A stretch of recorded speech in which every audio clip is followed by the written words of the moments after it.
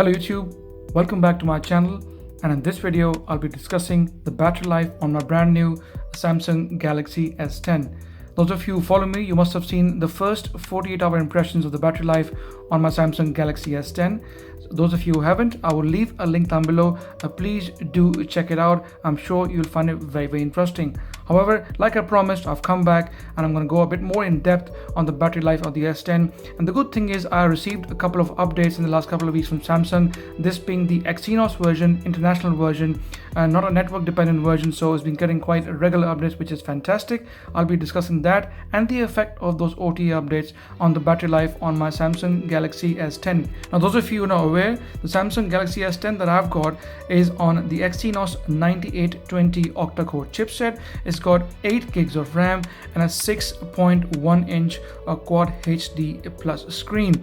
So let's have a quick look and see what version of Android the phone is running. Obviously, most of you know it's running Android Pie, but I want to show you the security patch level update which I received in the last couple of weeks. So going into settings and then going to about phone, then going into software information. As you can see, it's running Samsung's One UI. That's the new name for the Samsung experience, 1.1, Android version 9, of course, the latest available on Android so far.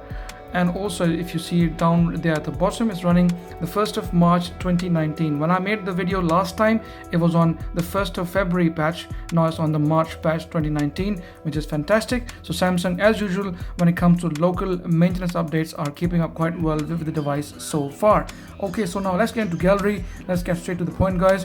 Now let me remind you where I left last time when we were going through these screenshots. As you know, there was one OTA update which I received initially in the first week, and then nothing since then. In the first instance, I got a total of 5 hours and 23 minutes of screen on time. And then again, the second screenshot, still on full HD plus, not W Quad HD plus, I received yet another decent screen on time. Very good this time, in fact 6 hours and 54 minutes of screen on time. This is where I discussed last time in my first video. Up till this point, anything soon after is going to be now in this video. So moving on now to the next screenshot. As you can see, I was using the phone pretty heavily, YouTubing plenty of it, almost 2 hours, over an hour of Instagram, 38 minutes of Twitter, social media bits and bob, and eventually I was able to achieve a total of 6 hours and 9 minutes of screen on time, and this was still on full HD plus. A total of 22 hours and 49 minutes of usage from 100%, and like I said, 6 hours and 9 minutes of screen on time. Now here I was testing the charging time. Now this is the standard box charger I use. As you can see, the battery was down to 5%, and it would take approximately 1 hour and 30 minutes to fully charge the phone if you were to use the standard charger out of the box, which is not too bad. Still a lot better than many flagship phones out there, obviously excluding Oppo, OnePlus, and quite a few others. Here, as you can see, I changed the resolution from full HD plus to W Quad HD plus. Now all the screenshots you see soon after this are all on a W Quad HD plus, and I wanted to see if I would get any difference in screen on time. Now here I again started testing the standby time. As you can see, the battery was down to 23% on Friday the 15th of March, just before 3 a.m. in the UK, and when I checked it in the morning around 10 o'clock, you can see it was down to 15%. Once again, not too bad. Slight bit of improvement as opposed to what we had before. As you know, it was losing about 1% every hour, or maybe I think 1% every 2 hours, but here you can see a slight bit of improvement, so not looking too bad. Once again, another screenshot here. As you can see, 51 minutes of YouTubing, Instagramming for 22 minutes, the social media bits and bobs, BBC News, Halifax app, everything else, guys. And eventually I was able to achieve a total of 5 hours and 19 minutes of screen on time. This was again Wi-Fi and a bit of 4G occasionally here and there. Here I also tried testing the gaming battery drain. Lots of people asked me, so I thought, okay, let's game for half an hour and see how much battery do we lose. So here, as you can see, the battery was down to 79%. I was playing Mortal Kombat and also Asphalt 9 for about half an hour. You can see here the battery was down to 79% at 19:20. 23, and when I checked it again around battery down to 67% around 1956, that's 756, so 723 and 756, approximately around half an hour, and it lost from 79% to 67%, just about 12% in about half an hour. It's not as good as you have on the Huawei P30 Pro. The P30, I've heard that those phones are much more efficient with the Kirin 980. Exynos 9020 is not the most efficient chipset, but I hope that the Snapdragon 855 version is able to give us a slightly better stats. But all in all, in general, it wasn't too bad. At least it will give you an idea how much the phone would last if you were to do gaming all day only. Here I was testing the standby times on the phone once again. As you know, I check standby times again and again. Sometimes there's a rogue app which might make a difference, so I try to take as much screenshots as I can on standby time. As you can see, down to 26%, and then at around 11:15 in the morning it was at 21%, so not looking too bad, a bit more stable than before. Once again I got yet another screenshot, and then eventually I was able to achieve a total of 5 hours and 23 minutes of screen on time, and as you can see that included all my regular bits and bobs. YouTubing, Instagramming for an hour, over an hour YouTubing, also played Injustice 2 for a while. In fact, it was Injustice 2, not Mortal Kombat, that I played when I show you that screenshot. So again, around 5 to 5.5 hours of screen on time. Okay, here once again I tested how long would it charge if the battery was down to 1%. Once again, just over an hour and a half, using the standard box charge that Samsung gives you in their box. Okay, here I also now tested the always on display battery drain, something which people often ask me in my videos. So I thought, okay, let's do this and see how much would it drain overnight, and the results were very surprising. Here, as you can see, I left the battery at 24% on 21st of March, just before 11 p.m. and this was with always on display on non-stop. As you can see in the option says show always, and eventually when I got up in the mornings around 7:32, this wasn't even that long a night, as you can see, around 9-10 hours, and I lost almost all of it, as you can see, down to 6%, 18% battery lost in around just 8 to 9 hours. That means on average of around maybe just over 2% every hour. So please keep that in mind. If you're going to be using always on display all the time, the battery will deplete rather quicker. To be honest, in the past when I reviewed other Galaxy phones, it hasn't been this bad, but in this phone it seems as if the always on display seems to be consuming a bit more than the older Galaxies for some odd reason.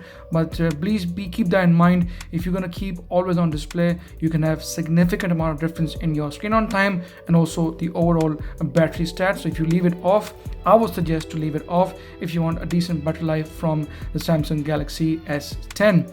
Okay, once again another screenshot here. You can see 3.5 hours of YouTubing, heavy social media, Facebook, WhatsApp, Twitter, Spotify, everything, and eventually I was able to achieve a total of 5 hours and 40 minutes of screen on time. Once again, not bad stat at all. So I can see that on average it lasts you around 5 to 5.5, a bit more at times depending on what you're doing. I've also noticed that if you do more YouTubing, more video streaming like Netflix and things like that, the battery tends to last a slightly bit more longer than usual. But if you're just the kind of person who's going to be using WhatsApp, Facebook, Instagram, Twitter, social media, texting, phone calls, then expect to last you around the 5 hour mark, which is not bad considering how bad the Samsung Galaxy S9 was. In fact, the Samsung Galaxy S9 was one of the worst Galaxies I've ever had when it comes to battery life. So keeping in mind this phone, and at least it lasts you a full working day, is still not too bad. Here once again, you can see guys, 1 hour and 30 minutes. If the battery was gone down to 5%, slight bit of improvement. Instead of 1%, 5%, you reduce by 4 minutes less charging, so not looking bad as well. Okay, once again, then I went back to full HD plus, and I wanted to see how much of a difference would it make now. I've been using the phone for a couple of weeks, and you can see here once again heavy media usage, and eventually getting 4 hours and 52 minutes of screen on time. Surprisingly, the screen on time went down. I don't know why, but for some reason it did. So next up again, show always. Once again, I wanted to try the always on display, and I want to see how much battery would it drain, just to make sure the stats that I got from before were exactly the same stats this time around, and always on display was a big battery drain. On 24th of March, just before midnight, always on display fully switched on.